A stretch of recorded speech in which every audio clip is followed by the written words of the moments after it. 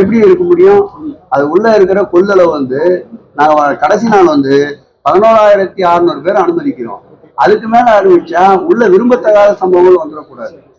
அதனால வந்து ரெஸ்ட்ரிக்ட் பண்ணி பொதுப்பணித்துறையும் ஹெச்ஆர்என்சியும் காவல்துறையும் ரெவன்யூவும் எல்லாரும் ஒன்று சேர்த்து அமைச்சர் தலைமையில் நடந்த கூட்டத்தில் எடுக்கப்பட்ட முடிவு. கடந்த காலம்லாம் 7,000 6,000 கொடுத்துட்டு வர்றவங்களெல்லாம் அனுமதிச்ச காலங்கள் உண்டு. ஆனா இந்த முறை அப்படி இல்லாம எல்லாத்தையும் முறைப்படுத்தி பரணி தீபமா 6,600 பேர், அதே மாதிரி நம்ம மகா தீபமா 11,600 பேர், அதுக்கு உண்டான பாசை கொடுத்து எல்லாரையும் உள்ள அளவு பண்றோம். காவல்துறையும் போதுமான அளவு தவிர்த்து வெளியே விடுறோம். யாரையும் சிறப்பா ஸ்பெஷலா வந்து இந்த அனுமதி சீட்டு இல்லாம பாஸ் இல்லாம யாரையும் அலோவ் பண்ணக்கூடாதுன்னு நம்ம கடந்த கூட்டத்திலேயே வந்து நம்முடைய மாவட்ட அமைச்சர் ஸ்ட்ரிக்டா பேசியிருக்காரு. அந்த முறை முழுக்க ஃபாலோ பண்ணுவோம். சிறு தவறுக்கும் நிச்சயமா இடம் தர மாட்டோம். போலி பாஸ் வரக்கூடாதுன்னா இந்த முறை வந்து அதுல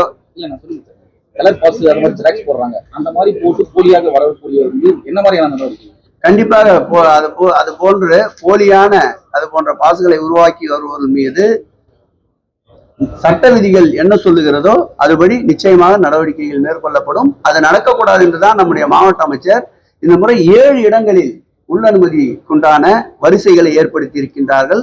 அதோடு மாத்திரமில்லாமல் விழா காலத்திற்கு 2 நாட்கள் முன்பாக மாவட்ட அமைச்சர் அவர்கள் அறிவுரை வழங்கியிருக்கின்றார்கள்.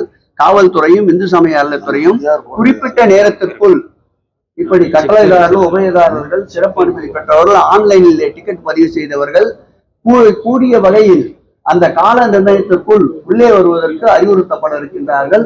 துறையின் சார்பிலும் மாவட்ட ஆட்சியர் சார்பிலும் காவல்துறை சார்பிலும் தனித்தனியாக அதற்குண்டான அறிவிப்புகளை மாவட்டத்துடைய அமைச்சர் அவர்களுடைய ஆலோசனைப்படி வெளியிட இருக்கின்றார்கள். கியூஆர் கோடு நான் சொல்றேன், இந்த முறை வந்து எல்லா பாஸ்லயும் கியூஆர் கோடு இருக்கும். அந்த கியூஆர் கோடுக்காகவே வந்து இந்த மாதிரி 7-8 கவுண்டர் வைக்கிறோம் நாங்கள். அதனால எல்லா பாஸும் வந்து கியூஆர் கோட்ல வந்து டெஸ்ட் பண்ணிட்டு தான் உள்ள அனுப்ப போறோம். அப்புறம் டூப்ளிகேட் பாஸ் வர்றதுக்கு வாய்ப்பே கிடையாது. அப்படி டூப்ளிகேட் பாஸ் யாராவது உங்களுக்கு யாராவது தெரிஞ்சாக்க பத்திரிகை நம்பர் அவங்களை புட்டு கொடுங்க, நாங்கள் உரிய நடவடிக்கை எடுக்கிற மாதிரி பாருங்க.